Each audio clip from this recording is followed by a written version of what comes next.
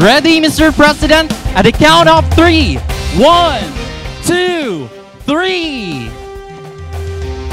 The marker reads as follows. Region 1 Medical Center Cancer Institute. The R1MC Cancer Institute is one of the multi-subspecialty service centers envisioned to provide accessible, safe, and quality patient care, inaugurated under the administration of His Excellency Ferdinand R. Marcos Jr., President of the Republic of the Philippines, through the initiative and leadership of Joseph Roland O. Mejia, MD, Medical Center Chief 2. Maraming salamat po, mahal na Pangulo. Ngayon, iniimbitahan po natin ang Pangulo para sa isang facility tour sa ground floor ng R1MC Cancer Institute, kung saan matatagpuan ang mga kagamitang medikal. Kasama po ng Pangulo sila DOH Undersecretary Glenn Matthew Bagao at Dr. Mejia. Nandito rin po si Dr. Ralph Lazarus Rapacon, ang head ng Cancer Institute, upang magbigay ng briefing patungkol sa R1MC Cancer Institute.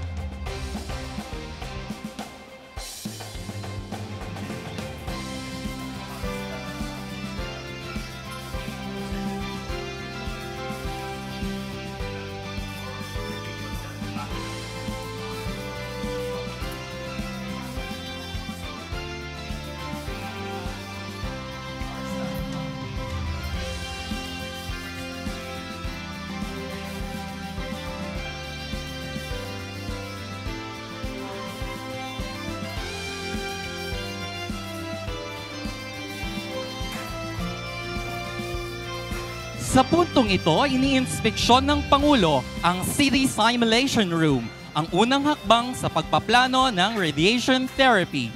Dito kinukuha ang high resolution na mga imahe na tumutulong sa aming medical team na matukoy ng tama ang lokasyon ng tumor at mga kalapit na normal na bahagi ng katawan. Mahalaga ito upang masigurado ang ligtas at eksaktong paghatid ng radiation na naaayon sa pangangailangan ng bawat pasyente.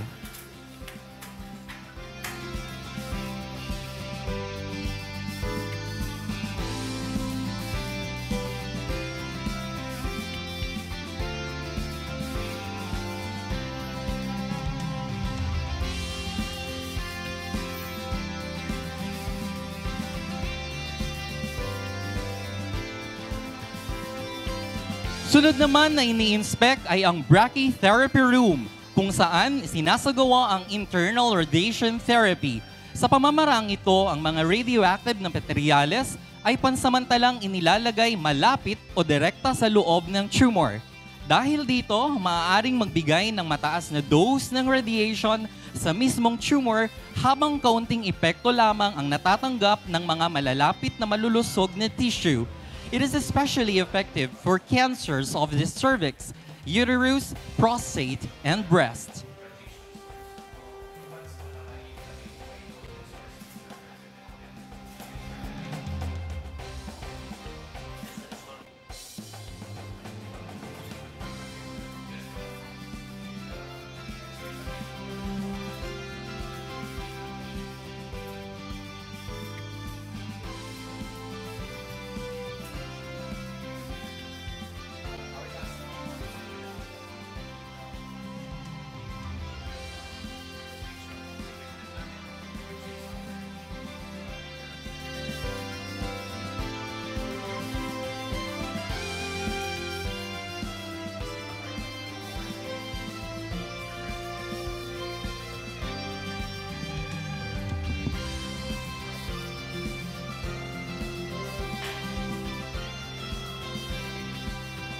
Sa puntong ito ay ini-inspect po ng ating mahal na Pangulo ang Linear Accelerator o LINAC, isang advanced equipment para sa radiation therapy.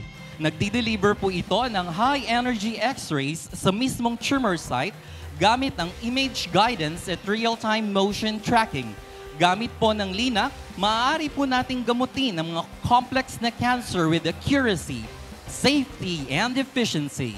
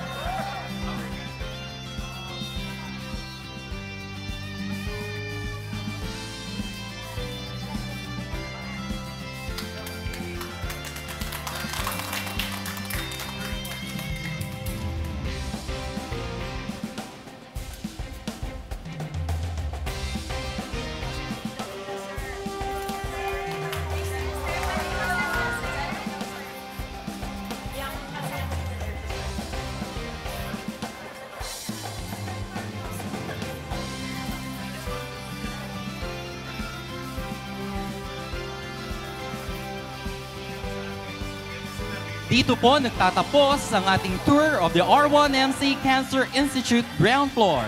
May we invite the President to please proceed to our program venue. Thank you.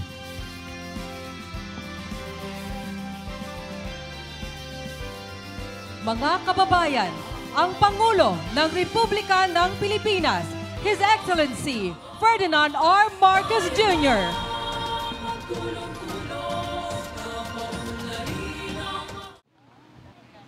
At atong tanagagikira sa Presidente na Republika ng Pilipinas, His Excellency Ferdinand R. Marcos Jr.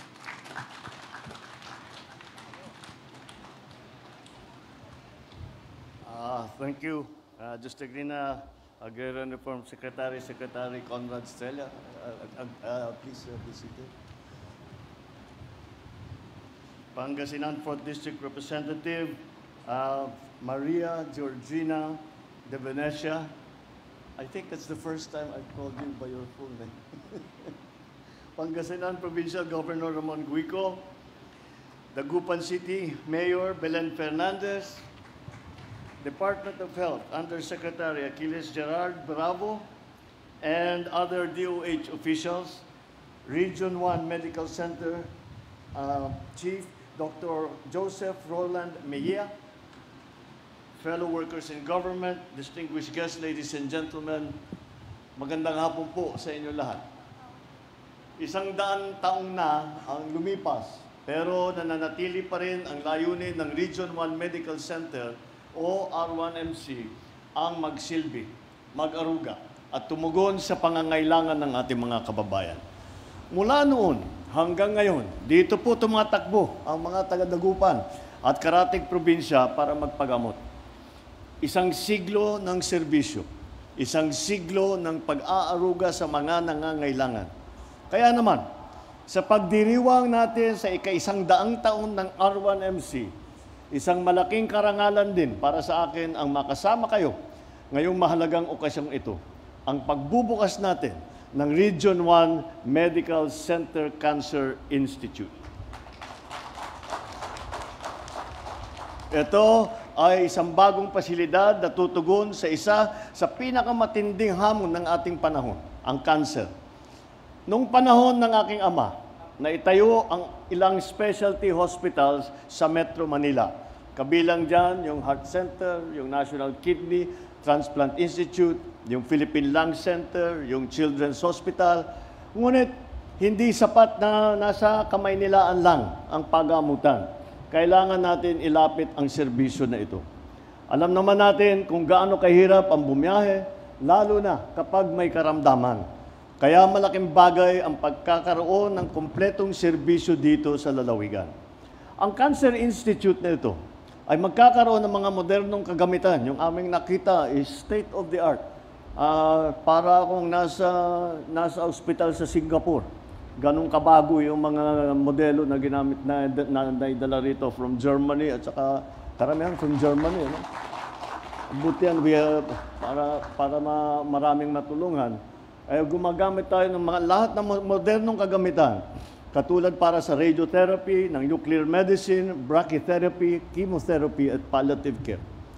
Noon pa man, sinabi ko na, kahit anong ganda ng ating ekonomiya, kahit gaano karami ang trabaho o taas ng sweldo, hindi ito nararamdaman ng ating mga kababayan kung may iniindang sakit. Kaya tayo po ay nakatutok sa pagsasaayos ng papalakas ng ating healthcare system. Patuloy po ang administrasyon sa pagtatayo ng DOH Specialty Center. Ito po ay mga unit o departamento sa ospital na may angkop na kasanayan at kagamitan para sa sakit ng puso, sa sakit ng baga, bato, cancer. Ito po ay isang leksyon na natutunan natin nung dumaan tayo sa pandemya. Dahil ang talagang nakatulong sa mga kababayan, lalong-lalo na nung sa simula, nung wala pa natin, hindi pa natin masyadong naunawaan kung ano ba talaga yung COVID, ano ba yung gamot dyan, ano ba yung dapat gawin dyan. Ang mga nakatulong talaga ay yung specialty hospitals. Kasi kahit na specialize sila sa atay, sa kidney, sa heart, pero sa baga, marami silang na binuksan nila ang kanilang mga ospital at doon na nagpuntahan at dahan-dahan natuklasan natin kung paano gamutin ang COVID nung panahon na yon.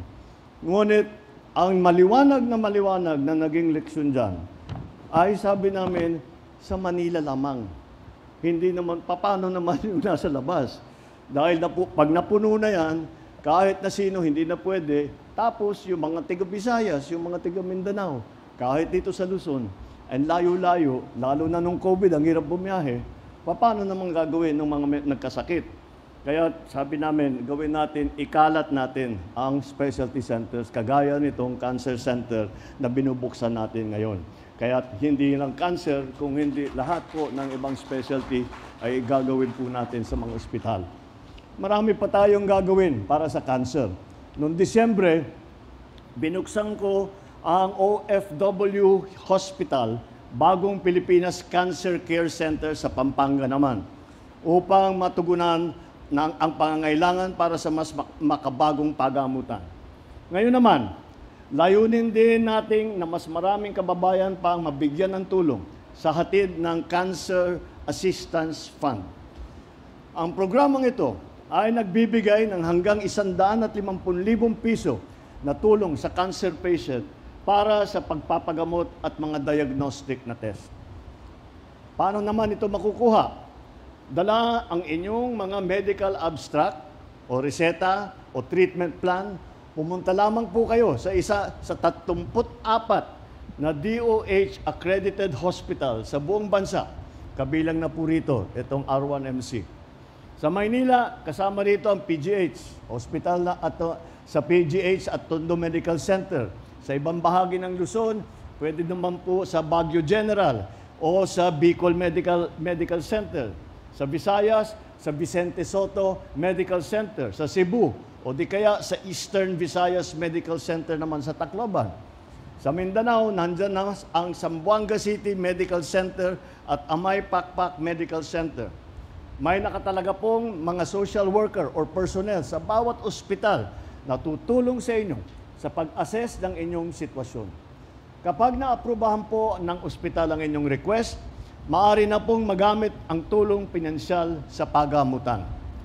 Nakakalungkot na maraming kababayan natin ang hindi alam ang mga programang ito, kaya hindi sila natutulungan. Si SecTed ng Herbosa ng DOH ay maglalabas ng impormasyon na kumpletong listahan ng mga ospital na ito para lahat ng ating mga kababayan na nangangailangan ng tulong o may karamdaman, alam nila kung saan pupunta at para makinabang dito sa mga programang ito. Inaasahan ko na palalawigin ng DOH pa ang impormasyon ukol dito. Sana rin ay bilisan ang pagproseso sa mga request sa Cancer Fund. Siguraduhin alam na agad ng pasyente kung kailan niya makukuha ang sagot niya sa request. At wag na natin patagalin. At maraming nangyayari, nakakalimutan, hindi na naproseso, mamamatay na lang yun, hindi na nagamot. Kaya time is of the essence when it comes to processing those requests. Bukod pa riyan, madagdagan pa sana ang mga ospital na maaring matakbuhan ng ating kababayan para sa programang ito. Sa paglaban sa cancer, napakahalaga ang early detection at saka early treatment. Kasi mas malaki ang tsansa ng paggaling kung maaga itong madiskubre. Kaya dapat regular tayo magpa-check up at layunin natin gawing madali, maginhawa at mura para sa lahat ng Pilipino ang pagpapakonsulta. Kaya po natin tinatayo itong bagong urgent care and ambulatory center o tawag namin ay ang Bukas Center sa iba't ibang panig ng bansa. Sa ngayon, mayroon pong 3 Bukas Centers dito sa Region 1. Ang isa po ay nandito sa Dagupan. Dito pwede kayong magpatingin upang maagapan ang mas malalang sakit. May mga minor surgery, kaya nila mag-minor surgery. Adult and pedia immunization, yung pagbigay ng bakuna, dental service, iba pang serbisyo nandito sa Bukas Center. At yan, nais nating maging 24 hours, 7 days a week itong bukas. Dahil ang sakit, wala namang pinipiling oras. Nais din nating dumami pa ito para mas maraming mabigyan ng dekalidad ng serbisyong pangkalusugan. Imo-monitor ng DOH ang mga kagamitan sa Bukas Center para pagka nasira, ayusin agad. Dahil hindi pwedeng magantay ang taong bayan, lalong-lalo na ang pasyente. Isa pa, meron ding libreng bakuna para sa human papillomavirus or HPV ang DOH. Ito po ay para sa pag-prevention ng cervical cancer at iba pang cancer na dulot ng HPV. Kailangan lang pong malaman ng mga kababayan natin ang mga serbisyong to. Kaya inaatasan ko ang DOH, tutulungan po namin hanggat maaari na palaganapin ng impormasyon ukol dito. Atin din binibigyan suporta ang mga pananaliksik at pag-aaral ng makabagong teknolohiya panglaban sa kanser. Dahil ang bawat bagong impormasyon o nadiskubring kaalaman ukol sa kanser ay maaring makapagligtas ng ilang buhay. Bago ako magtapos, nais kong batiin ang ating mga magigiting na health care workers.